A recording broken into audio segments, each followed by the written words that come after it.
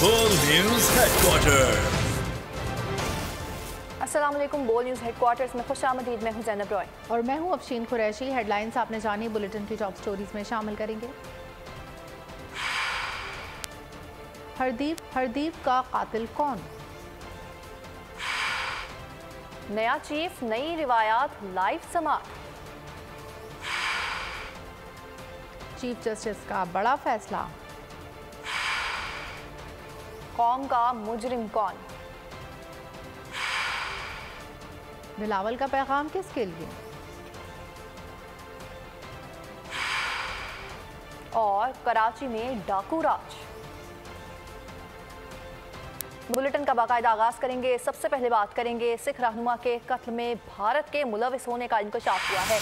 Canada में सिख रहनुमा के कत्ल में भारतीय हुकूमत मुलविस हो सकती है। कनाडा के वज़ीर आज़म जस्टिन टोरोडो ने कैनेडियन पार्लियामेंट में इजहार ख्याल करते हुए कहा कि सिख रहनुमा के कत्ल में भारतीय एजेंसियों के मुलविस होने के शवाहिद मिले हैं। शहरी के कत्ल में गैर मुल्की हुकूमत का मुलविस होना हमारी खुद मुख्तारी के खिलाफ है। जबकि सिख रहनुमा हरदीप सिंह को 18 जून को कनाडा के इलाके ब्रिटिश कोलंबिया के गुरुद्वारा में फायरिंग करके कत्ल किया गया था। वज़ीर आज़म जस्टिन टोरोडो ने G20 इजलास में भारतीय वज़ीर आज़म से मुलाकात में सिख रहनुमा के कत्ल का मामला उठाया था। कनाडा और भारत के ताल्लुकात मज़ीद कशीदा हो गए हैं। हरदीप के कत्ल के शवाहिद मिलने पर कनाडा ने भारतीय सफारतकार को मुल्क छोड़ने का हुक्म दे दिया। कनाडा की वज़ीर ख़ारजा मेलानिया जोली ने कहा है कि अगर ये सच साबित हुआ तो ये हमारी खुद मुख्तारी और इस बुनियादी उसूल की खिलाफ वर्जी होगी कि ममालिक एक दूसरे के साथ किस तरह बर्ताव करते हैं। मेलानिया ने एक नाम लिए बगैर कहा, इसके नतीजे में हमने एक आला हिंदुस्तानी सफारतकार को मुल्क बदर कर दिया है। निगरान वज़ीर आज़म अनवारुल हक काकड़ न्यूयॉर्क पहुँच गए। पाकिस्तानी सफ़ीर मसूद खान और मुस्तकिल मंदूब मुनीर अकरम ने इस्तकबाल किया। निगरान वज़ीर आज़म अक़वाम मुत्तहिदा जनरल असम्बली के 78वें इजलास में शिरकत करेंगे। अनवारुल हक काकड़ आला सतह के मुबाहिसे में शिरकत करेंगे। वज़ीर आज़म 22 सितंबर को जनरल असम्बली इजलास से पॉलिसी खिताब करेंगे। चीफ जस्टिस काजी फाइज ईसा ने जजेस रोस्टर तश्कील दे दिया। रवा हफ्ते 5 बेंचेस सुप्रीम कोर्ट में मुकदमात की समाअत करेंगे। Bench number 1 chief justice Qazi Faez Isa, justice Aminuddin और जस्टिस अतहर मिनुल्लाह पर मुश्तमिल होगा। Bench number 2 justice Sardar Tariq Masood, justice Musarrat Hilali पर मुश्तमिल होगा। Bench number 3 justice Ijazul Ahsan, justice Munib Akhtar और Shahid Waheed. Bench number 4 justice Yahya Khan Afridi, justice Mazahar Ali Akbar और जस्टिस मोहम्मद अली मजहर। जबकि bench number 5 justice Jamal Khan Mandokhail, justice Ayesha Malik और जस्टिस हसन अली अजहर रिजवी पर मुश्तमिल होगा।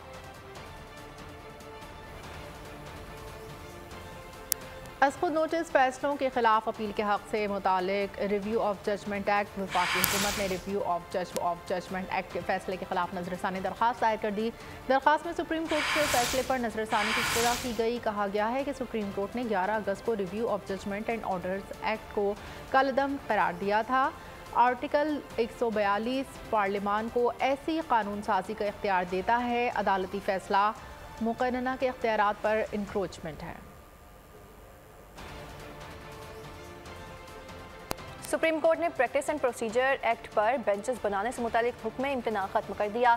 चीफ जस्टिस नए बेंचेस 2 सीनियर तरीन जजेस के मुशावरत से बनाएंगे। केस की समाअत 3 अक्टूबर तक मुलतवी कर दी गई। अटॉर्नी जनरल और दरख्वास्त गुजारों के वकला को 25 दिसंबर तक जवाबात जमा करवाने की हिदायत कर दी गई है।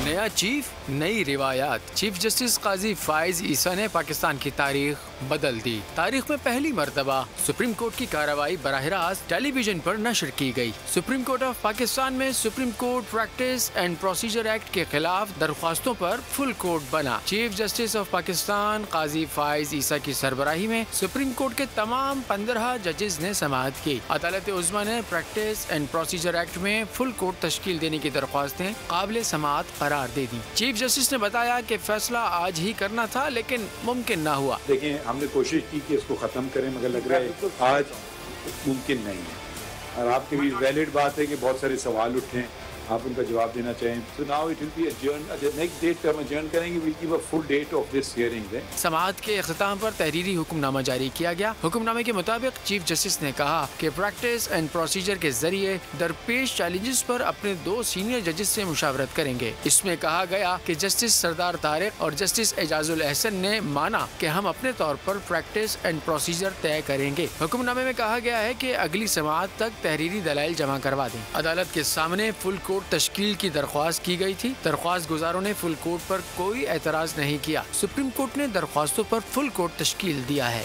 चीफ जस्टिस पाकिस्तान ने कहा है कि वो अज़-खुद नोटिस का इख्तियार छोड़ने को तैयार हैं। सुप्रीम कोर्ट में समाअत के दौरान चीफ जस्टिस काजी फाइज ईसा ने कहा कि अगर पार्लियामेंट ने बहुत ज़्यादा वार किया होता तो हम अज़-खुद नोटिस लेते। सुप्रीम कोर्ट के फैसलों के ताबे होने का नहीं, आइन और कानून के ताबे होने का हल्फ उठाया है। रिकॉर्डिंग केस में अदालती फैसले से $6.5 अरब का नुकसान हुआ। बतौर चीफ जस्टिस मुझे ऐसा इख्तियार नहीं चाहिए। अगर आप ये तमाम इख्तियार देना भी चाहें तो नहीं लेंगे। उन्होंने वकील से इस्तफसार किया कि supreme court practice procedure act से आइन की क्या खिलाफ वर्जी हुई। कानून को गैर आइनी कहना आसान है। बता दें कौन सा सेक्शन किस शख्स से मुतसादम है, कौन सा बुनियादी हक मुतासिर हुआ।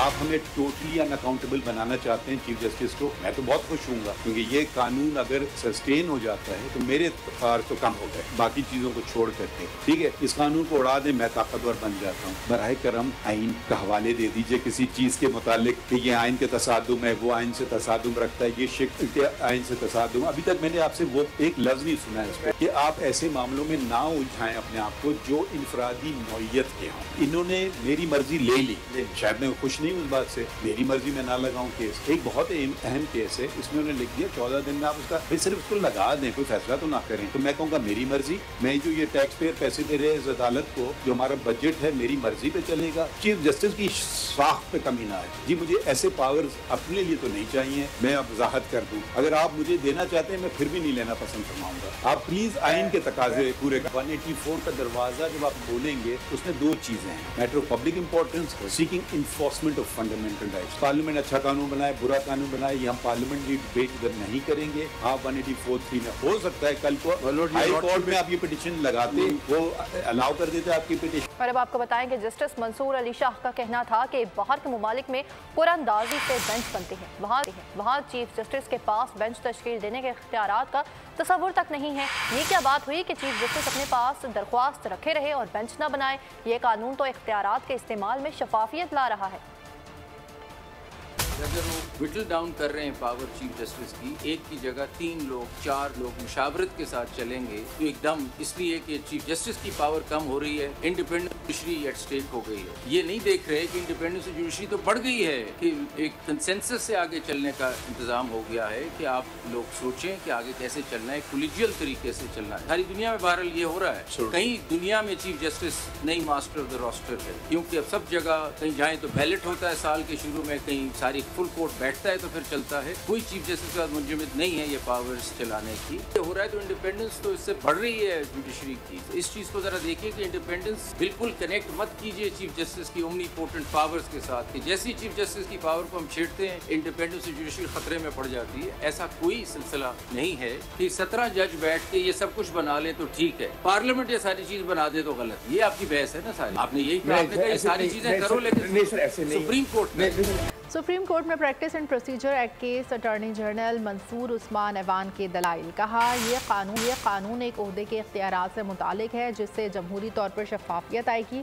Supreme court practice and procedure act अवामी खदशात को दूर करता है। ये एक्ट सुप्रीम कोर्ट में जमहूरी अमल का तसलसल है और आवाम के हुकूक की हिफाजत है। Supreme court practice and procedure act से किसी के हुकूक की खिलाफ वर्जी नहीं हो रही।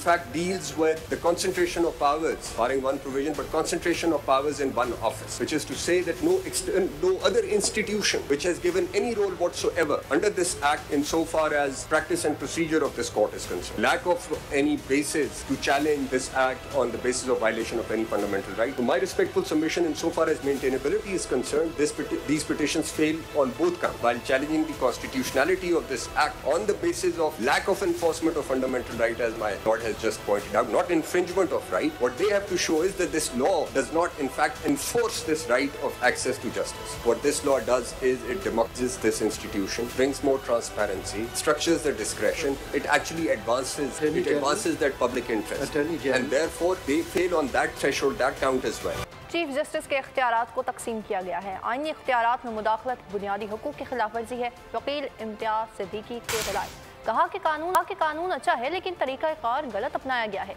अदलिया को खुद इख्तियारात को रेगुलेट करना चाहिए था। सुप्रीम कोर्ट का फैसला है कि अदालती रूल्स कानून से बालातर है। अदालती फैसले के मुताबिक आईनी रवायात भी आइन का दर्जा रखती है।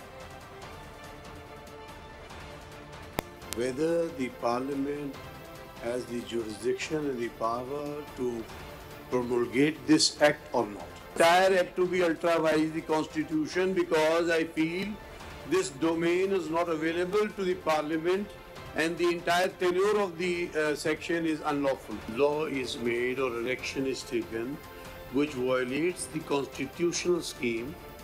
It is a violation of fundamental right that in the context of the trichotomy of powers, the parliament will make its own rules, the executive will make its own rules, the Supreme Court will make its own rules for functioning, and those rules have a constitutional force and they are of a higher pedestal than the ordinary law. It is my fundamental right to ensure and protect that this constitutional encroachment is not made by the parliament. किसी से इंतकाम और बदले की तमन्ना नहीं है, लेकिन कौम को मालूम होना चाहिए कि इसके मुजरिम कौन है। कौम को उन्हें माफ नहीं करना चाहिए। नवाज शरीफ की लंदन से वीडियो लिंक के जरिए पार्टी कारकुनों से गुफ्तगू। उन्होंने कहा कि अपना सियासी सरमाया दाव पर लगाकर पाकिस्तान को डिफॉल्ट से बचाया है। उन्होंने मजीद क्या कहा, आप भी सुनिए। कोई इंतकाम की ख्वाहिश नहीं है, कोई बदले की तमन्ना नहीं है। कत्ल का मुलजम जो है ना, जो मुजरम जो है, उससे बड़े मुजरम ये लोग हैं। डिफॉल्ट से ना बचाते तो आज अपना पॉलिटिकल कैपिटल हमने कुर्बान किया है। यहाँ तक मामला नहीं जाना चाहिए था, कभी नहीं गया पहले, पाकिस्तान की तारीख में कभी नहीं गया और अब भी नहीं जाना चाहिए था। और ये लोग जिन्होंने मुल्क को यहाँ तक पहुँचाया, ये कैफरे किरदार तक पहुँचेंगे। कभी उनका एहतसाब होगा या नहीं होगा। हम मिट्टी पाव वाला मामला नहीं है। अब इसको हमने किसी मंतकी अंजाम तक पहुंचाना है, फिर आगे की बात करती होनी चाहिए जिन्होंने पाकिस्तान को ये दिन दिखाया। मरियम नवाज की ज़ेर सदारत पाकिस्तान मुस्लिम लीग नून पंजाब का ग्रैंड मुशावरती इजलास। पाकिस्तान मुस्लिम लीग नून के कायद मोहम्मद नवाज शरीफ ने वीडियो लिंक के जरिए इजलास में शिरकत की। नवाज शरीफ के इजलास में शिरकत पर शुरा ने अपने कायद का इस्तकबाल किया। मरियम नवाज ने इजलास को कायद नवाज शरीफ की वापसी के हवाले से तैयारियों पर ब्रीफिंग दी। कहा कि 21 अक्टूबर को अवाम नवाज शरीफ का तारीखी इस्तकबाल करके पैनमा और अकामा के ड्रामा साजों को हमेशा के लिए दफन कर देंगे। हमजा शहबाज ने कहा कि नवाज शरीफ के वज़ीर आज़म बनने का मतलब महंगाई के अजाब कम करना है।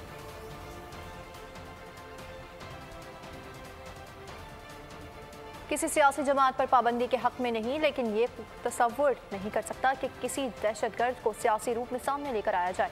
लंदन में लीगी रहनुमा मियां जावेद लतीफ़ की गुफ्तगू। उन्होंने कहा कि साबिक चीफ एग्जीक्यूटिव ने नवाज शरीफ का रास्ता रोका। 9 और 10 मई के वाक़यात के बाद आज के रजीम ने खुद एहतसाबी की, जबकि तातारड़ ने इस हवाले से कहा कि ट्रोलिंग करने की वीडियो जाली है।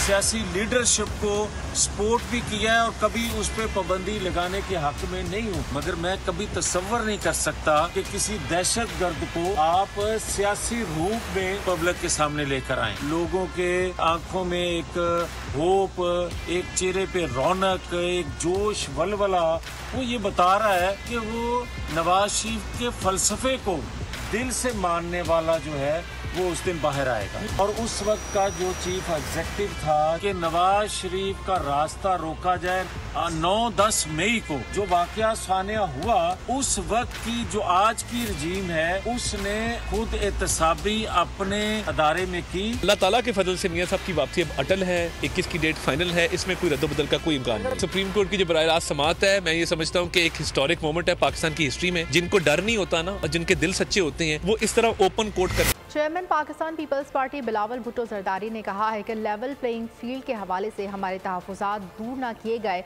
तो आसिफ अली जरदारी से कहूँगा कि मेरे हाथ खोल दें। समंदरी में प्रेस कॉन्फ्रेंस के दौरान कहा कि हम दीवार से लगाने वाली बातों से डरने वाले नहीं हैं। जहाँ तक हमारा CEC में मुझ समेत दूसरे जो हमारे पार्टी के ओहदेदार थे, कम अज कम हमारा लेवल प्लेइंग फील्ड के हवाले से इन एतराज़ात को एड्रेस करना चाहिए, वरना हमारा रिक्वेस्ट है सदर ज़रदारी साहब से कि मेरा हाथ फिर ना बांधा जाए। इंशाअल्लाह ताला हम किसी दीवार से लगाने वाली बात से फिक्रमंद नहीं है। हमारा जो रिक्वेस्ट है इलेक्शन कमिश्नर से, इलेक्शन कमीशन से, कि वो हमें इलेक्शन डेट दे। एक ऐसा जमात जो अवाम का नुमाइंदगी करता है, जो मुआशी हल निकालना भी चाहते हैं तो उस लिहाज से निकालना चाहते हैं जिससे अशराफिया पे बोझ डाला जाए और अवाम पे बोझ ना डाला जाए, जो इस मुल्क के अवाम की नुमाइंदगी करते हैं, ना कि अशराफिया का नुमाइंदगी करते। पाकिस्तान पीपल्स पार्टी जब शहीद जुल्फ़िकार अली भुट्टो को फांसी दिया गया तो तब शायद कुछ लोगों को यह गलतफहमी था कि हमें दीवार से लगाया जाएगा, हम भी दीवार से नहीं लगे। पाकिस्तान बहुत मसाइल के सामना कर रहे हैं। एक तरफ हमारा मुआशी बहरान है, एक सियासी बहरान है, कोई माने या ना माने। ऐसा नहीं है कि सिर्फ एक इमरान खान को बंद करने से हमने पाकिस्तान के तमाम मसाइल हल। और अब जराइम की दुनिया से खबर शामिल करेंगे और आपको बताएंगे कि शहर कायद में डाकुओं का राज, पुलिस डकैती की बढ़ती वारदातों को रोकने के नाकाम। जबकि अजीज़ाबाद में डकैती की वारदात, 2 मोटरसाइकिलों पर सवार मुलजिमान ने स्टेट एजेंसी लूट ली। वारदात की CCTV फुटेज बोल न्यूज़ ने हासिल कर ली। मुसल्लह मुलजिमान लाखों रुपए के मोबाइल फोन्स, 2 लाख नकद और 1 मोटरसाइकिल ले उड़े। CCTV फुटेज में मुलजिमान को लूट मार करते हुए देखा जा सकता है, जबकि फुटेज में मुलजिमान के चेहरे वाज़े तौर पर नजर आ रहे हैं। तो दूसरी जानिब साइट एरिया में मुबैना मुकाबले में एक मुबैना डाकू हलाक हो गया। मुकाबले के दौरान फायरिंग की जद में आकर एक शहरी भी जख्मी हुआ, जबकि जख्मी हालत में फरार दूसरे मुबैना डाकू की तलाश जारी है। रहमल्ला किसी के भी दिल में डाल सकता है। मलीर में अपनी नौयत की अनोखी वारदात हुई। मलीर में शहरी की बेबसी ने डकैती नाकाम बना दी। वाक़े की CCTV फुटेज मंजर-ए-आम पर आ गई। मोटरसाइकिल सवार 2 मुलजिमान ने राहगीर शहरी से मोबाइल फ़ोन छीना। मुलजिमान ने शहरी की मज़ीद तलाशी ली तो शहरी रोने लगा। शहरी की फरियाद पर डाकू ने मोबाइल फ़ोन वापस किया और फरार हो गए। इस्लामाबाद एयरपोर्ट आउट सर्विस करने के हवाले से अहम पेशरफ्त सामने आई है। CAA इंतज़ामिया ने 26 सितंबर को दुबई में इजलास इस हवाले से तलब कर लिया। कराची, लाहौर और इस्लामाबाद इंटरनेशनल एयरपोर्ट के ऑपरेशंस को आउट सर्विस करने के हवाले से इक़दामात के बाद अहम पेशरफ्त के तहत सिविल एविएशन अथॉरिटी इंतज़ामिया ने 26 सितंबर को दुबई में इजलास तलब कर लिया। इजलास के लिए बैनुल-अक़वामी कंपनीज़ को दावत दे दी गई है, जबकि हुकाम के मुताबिक सबसे ज़्यादा बोली लगाने वाली कंपनी को एयरपोर्ट 15 से 20 साल के लिए ठेके पर दिया जाएगा। कराची, लाहौर और इस्लामाबाद एयरपोर्ट की आउट सर्विसिंग के मामले में मुत्तहिदा अरब इमारात, कतर, तुर्किया, चीन और सऊदी अरब की खुसूसी दिलचस्पी ले रहे हैं।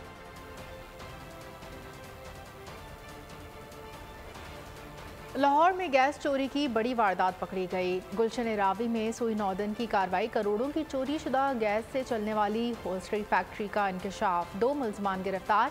सुई नौदन ने पंजाब KP इस्लामाबाद में 211 कनेक्शन मुनक़ता करके गैस चोरों पर 28 लाख रुपए जुर्माना आयद कर दिया।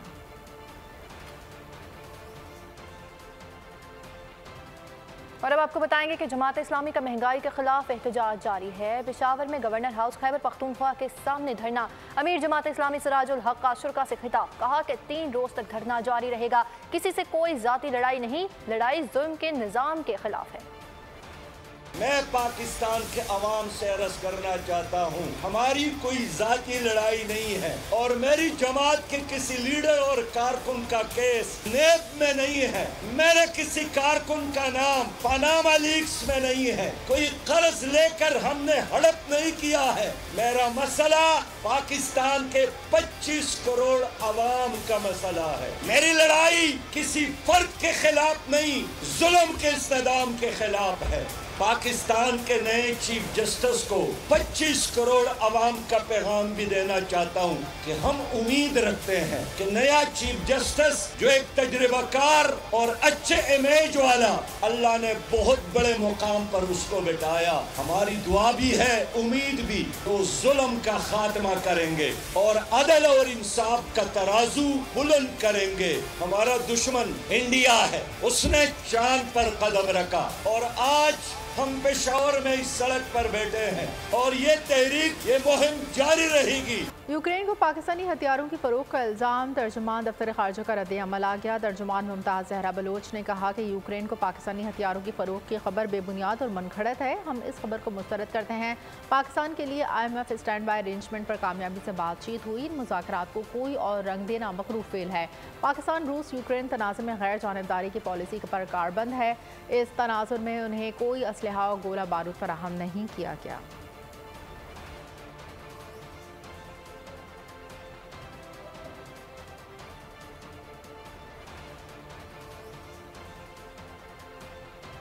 और अब आलमी मंजरनामे पर नजर डालते हैं। इस हवाले से रिपोर्ट देखिए। अमेरिका का $8 करोड़ मालियत का F-35 तैयारा लापता। अमेरिकी हुकाम ने शहरियों से तैयारे की तलाश के लिए मदद की अपील कर दी। शाम में जंगजू ग्रुपों में तसादुम, 14 अफराद हलाक हो गए। शामी हुकाम के मुताबिक 2 ग्रुपों में तसादुम जारी था। तीसरे ग्रुप ने तोपों से हमला कर दिया। मुतादिद अफराद जख्मी भी हुए। उत्तर की सालसी में होने वाले मुआहदे के तहत ईरान ने 5 अमरीकी कैदियों को रिहा कर दिया। आलमी खबर रसा के मुताबिक अमरीकी शहरियों की रिहाई के बाद ईरान के जनूबी कोरिया में मुंजमद $6 अरब की रकम बहाल कर दी जाए। सालगिरह हो तो ऐसी। सियालकोट में 2 साल की नूरा की सालगिरह के चर्चे। माँ बाप ने मुतादिद ब्रांड्स के स्टॉल्स अपनी बेटी के नाम से मंसूब कर दिए। यही नहीं बल्कि नकली डॉलर्स पर भी बच्ची की तस्वीर लगा दी। और अब बुलेटिन के इख्तिताम पर एंटरटेनमेंट की दुनिया से खबर शामिल करेंगे कि तालीम तर्क करके छोटे कस्बे से बसने वाले नौजवान की कहानी है, जहां पर सस्पेंस और एक्शन से भरपूर फिल्म बुचर क्रॉसिंग का ट्रेलर जारी कर दिया गया। फिल्म 20 अक्टूबर को रिलीज की जाएगी। और इसके साथ ही न्यूज़ स्टूडियो से फिल वक्त के लिए इतना ही। मज़ीद खबरों और अपडेट्स के लिए विजिट कर सकते हैं हमारी वेबसाइट boldnews.com। देखते रहिए बोल्ड न्यूज़ हेडक्वार्टर। अगर आपको ये वीडियो पसंद आई है तो हमारे चैनल को सब्सक्राइब कीजिए और बेल आइकन पर क्लिक कीजिए। सब्सक्राइब करें और बेल दबाएं ताकि कोई खबर रह न जाए।